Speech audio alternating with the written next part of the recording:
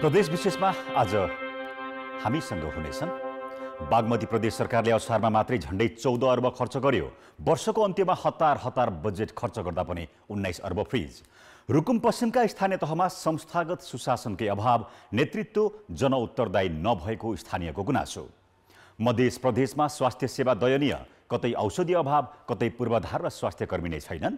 र गोर्खामा सेनाले बेनीघाट, आरुघाट, लार्के भन्ज्याङ सडकको ट्र्याक खोल्दै तिब्बतसँग नाका जोडिने भएपछि स्थानीय हर्षित। नमस्कार, म प्रवीण शिवकोटी। यी थिए प्रदेश विशेषमा आजका हाम्रा सामग्री। यसबाहेक सीमापारीबाट सामान ओसारेर जीवन निर्वाह गरेका विपन्न परिवारको सामग्री हामीसँग रहनेछ। हेर्दै गर्नुहोस् प्रदेश विशेष समाचार, समीक्षा र सन्देश।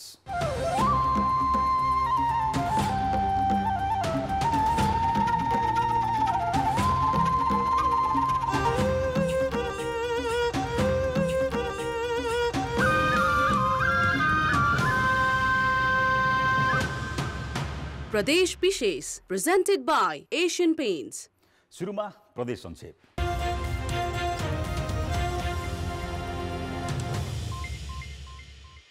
प्रदेश सभाको आजको बैठकमा पनि प्रदेशको नामाकरणबारे सदस्यहरूले आफ्नो धारणा प्रस्तुत गरेका छन्। नामाकरणका लागि सरकार र राजनैतिक दलहरू दिनदिनै छलफलमा जुटे पनि अहिलेसम्म कुनै टुङ्गो भने लागेको छैन। प्रदेश एकका काङ्ग्रेस संसदीय दलका नेता राजीव कोइरालाले साझा बिन्दु खोजेर प्रदेशको नामाकरण गर्नुपर्नेमा बाहिर बेग्लै चर्चा भइरहेको बताए। अर्को प्रदेश सभा सदस्य सर्वध्वज साबाले प्रदेश सभा सञ्चालन नियमावली संशोधन गरी गोप्य मतदानबाट नामाकरण टुङ्ग्याउन या नामको विषयमा जनमत संग्रह गर्न माग गरेका छन्। शून्य समयमा बोलेका प्रदेश सभा सदस्यहरूले मूल्यवृद्धि, सार्वजनिक यातायातले मनपरी भाडा असुलेको, स्थानीय तहमा निर्वाचित जनप्रतिनिधिले राजनैतिक पूर्वाग्रह राखेर करारका कर्मचारी हटाएको विषयमा उठान गरेका थिए।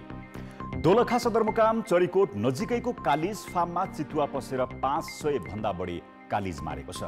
भीमेश्वर नगरपालिका 7 मा रहेको Dudhpokhari world life agro with रिसोर्टमा शनिबार रातिदेखि पसेको चितुवाले 500 भन्दा बढी कालिज मारेको हो। फार्म पसेको चितुवा अझै नियन्त्रणमा आउन सकिरहेको छैन।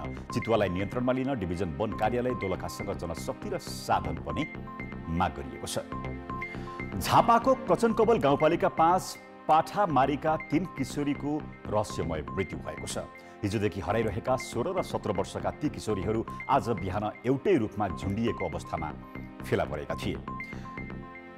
उनीहरू एउटै रुखमा झुन्डिएको गाउँपालिका उपाध्यक्ष नवराज भट्टराईले जानकारी दिएका छन्। चिया बगानमा काम गर्ने ती किशोरीले सामूहिक आत्महत्या गर्नुको कारण थाहा हुन नसकेको र घटना शङ्कास्पद देखिए पनि प्रहरी घटनास्थल पुगिसकेको छ। कोरोना संक्रमित देखा परेपछि उदयपुर अस्पतालले उच्च सतर्कता र सावधानी अपनाएको छ। अस्पताल आउजाउ गर्ने बिरामी र उनीहरूका आफन्तलाई मास्क र सेनिटाइजर को प्रयोगको अनिवार्य गरिएको छ। ज्वरो आएका बिरामीलाई जाँच्ने क्रममा 2 जना कोरोना संक्रमण पाइएको अस्पतालले जनाएको छ। संक्रमित मध्ये 1 जना अस्पतालमै कार्यरत व्यक्ति पनि हुन्। रूपन्देहीको सियारी गाउँपालिकामा 5 करोडको लागतमा पशु हाट बजारको निर्माण सम्पन्न भई सञ्चालनमा आएको छ। किसानले बजारीकरणमा भोगेका समस्या समाधानका लागि विश्व बैंकको ऋण अनुदानमा व्यवस्थित पशु हाट बजार सञ्चालनमा ल्याइएको हो। हाट बजारमा विशेषज्ञ पशु चिकित्सकबाट किसानले ल्याएका पशु चौपायाको निशुल्क उपचार हुनेछ। बजारमा धेरै व्यापारीसँग मोलतोल गर्न सकिने भएकाले उत्पादनको उचित मूल्य पाउने किसानको विश्वास छ। हरेक आइतबार सञ्चालन हुने हाट बजारको व्यवस्थापकीय र प्राविधिक सेवा सियारी गाउँपालिकाले हेर्ने जनाएको छ। प्रदेश विशेष हामीसँग बाँकी नै छन्। अहिले बेला भएको छ ब्रेकको। प्रदेश विशेष presented by Asian Paints। ब्रेकपछि प्रदेश विशेषमा स्वागत छ। तीनै तहको सरकारको पहिलो प्राथमिकता जनता रहनुपर्छ। अझ स्थानीय सरकार त जनताको दैनिकीसँग जोडिएका हुनाले उनीहरू सदैव जनउत्तरदायी हुनुपर्छ। त्यसका लागि स्थानीय तह तथा विभिन्न सार्वजनिक निकायहरूले सुशासन कायम गर्न सक्नुपर्छ। तर रुकुम पश्चिमका अधिकांश स्थानीय तहले सुशासन कायम राख्न सकेनन्। सार्वजनिक परीक्षण, सामाजिक परीक्षण र सार्वजनिक सुनवाई आदि औजारहरूको प्रयोग गरी सुशासन र सदाचार प्रवर्धन गर्नुपर्ने नीतिगत व्यवस्था भए पनि रुकुम पश्चिमका 6वटै स्थानीय तहले यसलाई प्राथमिकता दिएका छैनन्। स्थानीय सरकारले न त जनलेखा परीक्षण गरिरहेको हुन्छ, न सार्वजनिक सुनवाई गरेको हुन्छ। के काम गर्दैछ, योजना के छन्, प्लान के हो भन्ने कुरो जनतासँग पुग्न सकेको छैन। रुकुम पश्चिमका सबै स्थानीय तहमा जनगुनासो बढ्दो छ भने सरकार र नागरिक बीचको दूरी पनि बढिरहेको छ। सुशासन प्रवर्धनका लागि संयन्त्र निर्माण र भूमिका निर्धारण गरेर सुशासन र जवाबदेहिता कार्ययोजना तर्जुमा गर्नुपर्ने जिम्मेवारीबाट यहाँका स्थानीय तहहरू विभिन्न बाहनामा पन्छिरहेका छन्। तेस्रो पक्ष बौद्धिक र प्राज्ञिक व्यक्तित्वको पहरेदारी निगरानीका कुराहरू आपसमा चाहिँ सन्तुलन मिलाउन सकियो भनेदेखि अब सार्वजनिक उत्तरदायित्व तथा सुशासन प्रवर्धन गर्ने दिशातर्फ अगाडि बढ्न सक्ने कुरामा चाहिँ दुईमत हुन सक्दैन। उत्तरदायी सरकारको अवधारणालाई आत्मसात गर्दै स्थानीय तहको शासन प्रक्रिया तथा सेवा प्रवाहलाई छिटो छरितो जवाबदेही र सहभागितामूलक बनाउने पहिलो जिम्मेवारी जनप्रतिनिधिको हो। स्थानीय तहमा संस्थागत रूपमा सुशासन कायम गर्नका लागि निर्वाचित जनप्रतिनिधिको सार्वजनिक प्रतिबद्धता जरुरी छ। गुनासो छ तर त्यसलाई सुधार गर्दै यो चाहिँ सुशासन समिति बनाएर आगामी दिनमा चाहिँ हरेक कुराको निगरानी गर्ने, हरेक कुराको चाहिँ मतलब चाहिँ के अरे जनतासँग उत्तरदायी हुनका लागि हामीले त्यो सुशासन समिति मार्फत केही कामहरू गर्दैछौँ। स्थानीय तहको भौतिक तथा संस्थागत विकाससँगै सहभागिता, सुशासन, पारदर्शिता, दीर्घकालीन जनहित र परिणाममुखी प्रणाली स्थापना गर्नतर्फ स्थानीय सरकार लाग्न जरुरी छ। कान्तिपुर समाचारका लागि महेश केसी, रुकुम पश्चिम। सहज स्वास्थ्य सेवा जनताको मौलिक हक नै हो, तर मध्य प्रदेशका ग्रामीण स्वास्थ्य चौकीहरूको अवस्था दयनीय हुँदा सेवाग्राही रित्तो हात फर्किन बाध्य बनेका छन्। स्वास्थ्य क्षेत्रमा तिनै तहका सरकारले वर्षेनी मोटो रकम खर्च गरे पनि कतै पूर्वाधार अभाव देखिएको छ त कतै स्वास्थ्यकर्मी र औषधि उपचारको। धनुषाको छिरेश्वरनाथ नगरपालिका इच्छापुरमा 22 वर्षदेखि विद्यालयले उपलब्ध गराएको एउटै कोठामा स्वास्थ्य चौकी सञ्चालन भइरहेको छ। 6 जना कर्मचारी छन्, तर स्वास्थ्य चौकीको आफ्नै भवन नहुँदा सुरक्षित मातृत्व गोपनीयता लगायत सर्वसाधारणलाई सहज उपचार लगायतका सेवाहरू प्रभावित भइरहेको छ। पहिला त हाम्रो कर्मचारी बस्ने ठाउँ छैन, बिरामीले म बसाउनु कहाँ, र गर्भवती आउँछ, गर्भवतीले कहाँ बसाउनु र कहाँ सेवा दिनु गर्भवतीलाई। धनुषाकै नगरायन नगरपालिकाको फुलगामा स्वास्थ्य चौकीको भवनमा 1 दशकदेखि सशस्त्र प्रहरी बस्दै आएपछि स्वास्थ्यकर्मी सामुदायिक भवनको एउटा जीर्ण घरमा बसेर सेवा दिन बाध्य छन्। 10वटा 12वटा यहाँ फाँटहरू छ हैन, जस्तो परिवार नियोजन, पोषण हैन, सिबिआइएमसिआई, ओपिडी दुनियाँ छ हैन, डिस्पेन्सरी, तर त्यति त अब रुम कमसेकम त्यति चाहियो हैन। त्यो नभएर यहाँ त्यति कुर्सी टेबलहरू पनि छैन, कहाँ राख्ने, कुर्सी टेबल भयो भने कहाँ राख्ने, आफ्नो सामान कहाँ राख्ने, एउटा तपाईँको रजिस्टर खोज्नु पर्यो भने 4 घण्टा लाग्छ। मध्य प्रदेशमा प्राथमिक स्वास्थ्य केन्द्र 34, स्वास्थ्य चौकी 745 र दुसङ्घीय सरकार माथत बाहेक 11वटा प्रादेशिक अस्पताल छन्। प्राथमिक स्वास्थ्य केन्द्र र स्वास्थ्य चौकीको जिम्मेवारी स्थानीय सरकारलाई दिइएको छ। प्रदेश सरकारले प्राविधिक सहयोग सहित अनुगमन र सहजीकरणको काम गर्ने भनिएको छ, तर पनि पूर्वाधार उपकरण र जनशक्ति अभावले मध्य प्रदेशको स्वास्थ्य सेवा प्रभावकारी हुन सकेको छैन। उपचारका लागि जाने सेवाग्राहीले शास्ति भोग्नु परेको छ। पुरानो हेल्थ पोस्टहरू एउटा दुईटा कोठामा पनि सञ्चालनमा छन्, त्यहाँ निर्माण हुनै पर्छ। गाउँघरमै सहज प्राथमिक स्वास्थ्य सेवा दिने उद्देश्यले स्वास्थ्य चौकीहरू स्थापना गरिएको हो। स्वास्थ्य संस्थाबाट 70 प्रकारका औषधि निशुल्क वितरण हुने भनिए पनि सेवाग्राहीले न समयमा उपचार पाउँछन् न त औषधि। ग्रामीण स्वास्थ्य सेवा भद्रगोल हुँदा पनि स्थानीय तहको नेतृत्वले समेत चासो दिएको छैन। कान्तिपुर समाचारका लागि अमरकान्त ठाकुर, इच्छापुर, धनुषा। महँगी अत्यधिक बढ्दा रोजगारी पाउनै समस्या छ। जीवन निर्वाह गर्नै कठिन भएपछि कुनै न कुनै पेसा वा व्यवसाय अपनाउनुको विकल्प छैन। यसै क्रममा कञ्चनपुरको सीमा क्षेत्रमा बसोबास गर्ने विपन्न परिवारका सदस्यले सीमा पारी भारतीय बजारबाट सामान ल्याएर बिक्री गरी जीवन निर्वाह गर्न सुरु गरेका छन्। कञ्चनपुर सदरमुकाम महेन्द्रनगर आसपास क्षेत्रका अधिकांश विपन्न परिवारका महिलाको दैनिकी यसरी नै सीमा पारीको भारतीय बजार बनबासा पुगेर सामान ओसार पसार गरेर बित्छ। हरेक दिन साइकलमा बनबासा पुग्नु यिनीहरूको दैनिकी मात्र नभएर रोजगारीको प्रमुख गन्तव्य स्थल पनि हो। बजारको माग अनुसारका सामान ल्याएर उनीहरूले बिक्री गर्ने गर्दछन्। हामीले कहिलेकाहीँ दाल बोकेर आउँछौँ, भन्सार कम लाग्छ, त्यसमा हामीलाई अब के भने कि दाल जति कटाए पनि अलिकति बाँचिहाल्छ 500-600।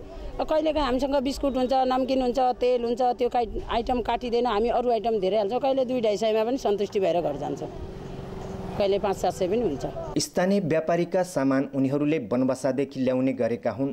चिनी, दाल, तेल, मसला जस्ता दैनिक उपभोग्य सामान बढी मात्रामा आयात हुने गरेको छ। यसरी सामान ल्याउँदा उनीहरूले भन्सार दस्तुर समेत तिर्ने गरेका छन्। दिनमा 300 देखि बढी साइकलमा सामान बोकेर ल्याउने गर्दछन्। अब त्यसमा भन्सार तिरेरै लानु पर्छ र लाने पनि गर्दछन्। तर उहाँहरूको मनस्थिति चाहिँ कस्तो रहन्छ भने सकेसम्म कम भन्सार तिरौँ र लैजाउँ भन्ने उहाँको चाहिँ मनस्थिति बुझिन्छ। अब भन्सार कार्यालयले पनि उहाँहरूको मर्म सबै कुरा बुझिया छ। सीमा क्षेत्रका मात्र नभएर महेन्द्रनगरबाट टाढा दैजीदेखि झलारीसम्मका महिलाले यसलाई व्यवसाय नै बनाएका छन्। यसरी सामान ल्याएर बिक्री गर्दा दैनिक 1000 रुपैयाँसम्म कमाइ हुने गरेको छ। पहिले त 400-500 भन्सार आए पनि 400-500 आफूलाई बचाउँथ्यो, अहिले त केही बचिया छैन, पुरै भन्सारमै खर्च हुन्छ। जति धेरै मेहनत गर्न सक्यो उति नै बढी कमाइ हुने भएपछि महिलाहरू बिहानैदेखि यही काममा खटिने गरेका छन्। मेहनत गर्न सके रोजगारीका लागि विदेशिनु पर्दैन भन्ने सन्देश सुदूरपश्चिमका महिलाले दिएका छन्। कान्तिपुर समाचारका लागि क्यामेरामा चिरायु थापाका साथ तेज सिंह मुस्कान, महेन्द्रनगर, कञ्चनपुर। प्रदेश विशेष प्रेजेन्टेड बाय एशियन पेन्ट्स। ब्रेकपछि प्रदेश विशेषमा पुनः स्वागत छ। आयात अत्यधिक र निर्यात न्यून हुँदा व्यापार घाटा उच्च छ। सरकारले बजेट मार्फत निर्यातलाई प्रोत्साहन गर्न नगद अनुदानको घोषणा गरेको छ। 8% अनुदान पाउने भएपछि उद्योगीहरूले नेपालमा उत्पादित तयारी वस्तु बाह्य मुलुकमा निर्यात गर्न थालेका छन्। चालू आर्थिक वर्षको बजेट मार्फत स्टिल, सिमेन्ट, क्लिङ्कर, प्रशोधित पानी, जुत्ता, सूचना प्रविधिमा आधारित व्यवसाय लगायतमा 8% नगद अनुदानको व्यवस्था सरकारले गरेको छ। अनुदान पाउने भएपछि नेपालमा उत्पादित सिमेन्ट र स्टिल भारत निकासी हुन थालेको छ। 15 देखि 18 लाख टन वार्षिकको हामीले उत्पादन बढी हामीसँग एक्सेस क्यापेसिटी छ। त्यो हामी बनाएर भारत निर्यात 15 लाख टनसम्म पनि गर्न सक्यो भने ठुलो मात्रामा विदेशी मुद्रा चाहिँ नि हाम्रो आर्जन हुन सक्छ। नेपालमा उत्पादन हुने कच्चा पदार्थले 6 महिना पनि उद्योग चल्न सक्छ।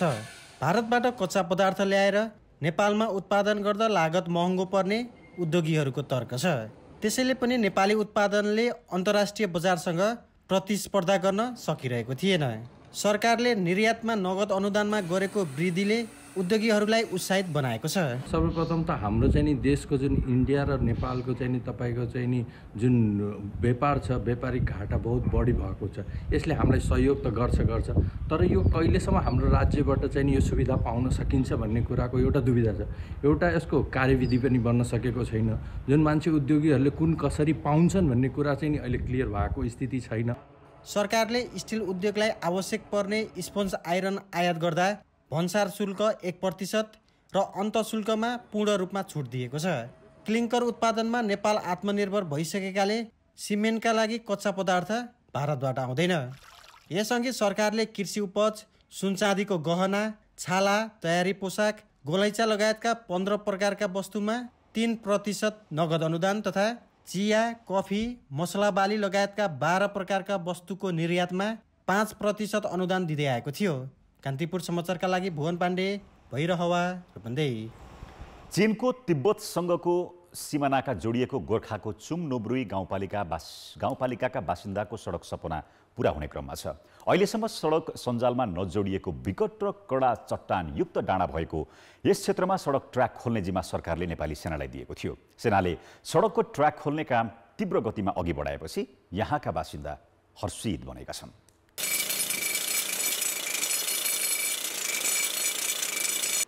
बुढीगण्डकी नदीको किनार, चट्टाने डाँडा अनि भिरै भिर। यही चट्टाने डाँडा फोडेर नेपाली सेनाले गोर्खाको हावाडाँडादेखि लार्के भन्ज्याङसम्म सडक ट्र्याक खोल्ने काम गरिरहेको छ। भौगोलिक विकटताका कारण सडक बन्ला भनेर कहिले नसोचेका यहाँका स्थानीय सेनाले सडक ट्र्याक अघि बढाएको देखेर दङ्ग छन्।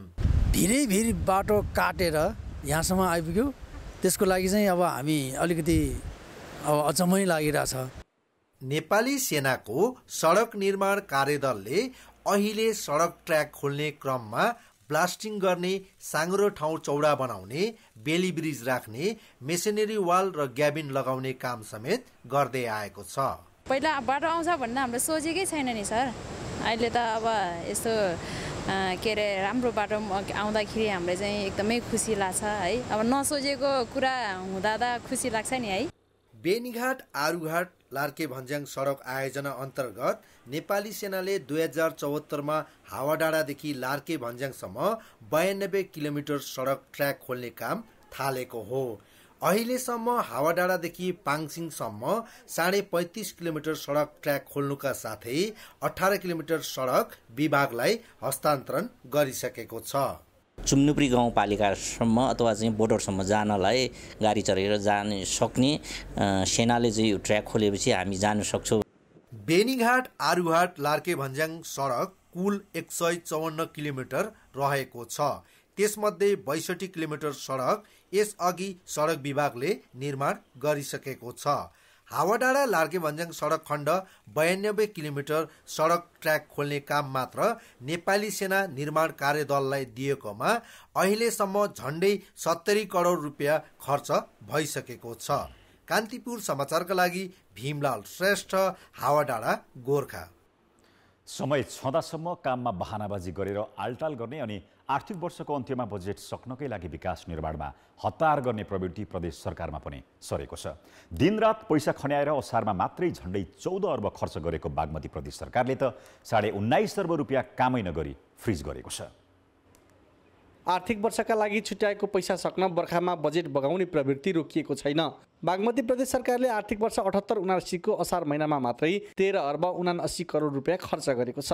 अघिल्लो वर्ष पनि उसले एक महिनामै 12 अर्ब बजेट सिद्ध्याएको थियो, जबकि यो वर्ष बाँकी 11 महिनामा जम्मा 24 अर्बको विकासका काम भए। असारे विकासका अधिकांश कामको गुणस्तर पनि निकै कमजोर देखिएको छ। समयमै विकास निर्माणलाई गति दिन र असारे विकासका नाममा पैसा बग्न नदिन सकिन्न।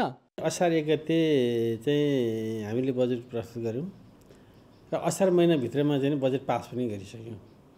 मैले यो प्रदेशको मात्रै कुरा गरिराखेको छु। तर चौमासी निकासको नाममा साउन 1 गतेबाट चाहिँ साउन 1 गते सबै मन्त्रालयबाट विनियोजित रकम चाहिँ अख्तियारी तल जानु पर्थ्यो। आजसम्म गएको छैन। आज कति गति भयो, आजसम्म गएको छैन। र चौमासी निकासको नाउँमा एकैचोटि कार्तिकमा मात्रै चाहिँ अख्तियारी जाने एउटा आम प्रवृत्ति बन्यो। अब हामीले अहिले तपाईँले चाहिँ अब तल गएर सोध्यौँ, गयो भन्दा एकदम गइसक्यो, अब प्रक्रियामा छ, भोलि जान्छ, यस्तो चाहिँ नि कुरा सुनिन्छ। 11 महिनासम्म 42% बजेट खर्च गरेको सरकारले असारमा 66.19% पुर्यायो। कतिसम्म भने असारको पछिल्लो 2 सातामै 9 अर्ब 79 करोड रुपियाँ खर्च भएको छ। बागमती प्रदेश सरकारको गत आर्थिक वर्ष 2078-79 मा जम्मा 38 अर्ब खर्च भयो। त्यसमध्ये 24 अर्ब 48 करोड रुपियाँ जेठ मसान्तसम्म खर्च भएको थियो भने 13 अर्ब 79 करोड रुपियाँ असाढ महिनामा मात्रै खर्च भएको छ। असारे झरीमा जथाभावी बजेट खर्च हुँदा बनेका संरचना कमजोर छन्। कालोपत्रे गरिएका सडक त 6 महिना पनि नटिक्ने स्थानीय बासिन्दाको गुनासो छ। असार महिना झरीको महिना हो। यो झरीको बेलामा गरेको विकास निर्माणको चाहिँ यसको दीर्घकालीन चाहिँ असर पर्ने हुँदा यस्तो बेलामा गरेको यो विकास निर्माणको कुनै अर्थ छैन। मनलाग्दी शैलीमा असारमा दिनरात निर्माणमा पैसा खर्च गर्दा पनि बागमती सरकारले पूर्वाधार विकासका लागि छुट्याएको 19 अर्ब त फ्रिज भएको छ। कान्तिपुर समाचारका लागि बालकृष्ण अधिकारी, हेटौँडा, मकवानपुर। प्रदेश विशेष अहिलेलाई सकियो। कान्तिपुर टेलिभिजन हेर्दै गर्नुहोला। नमस्ते।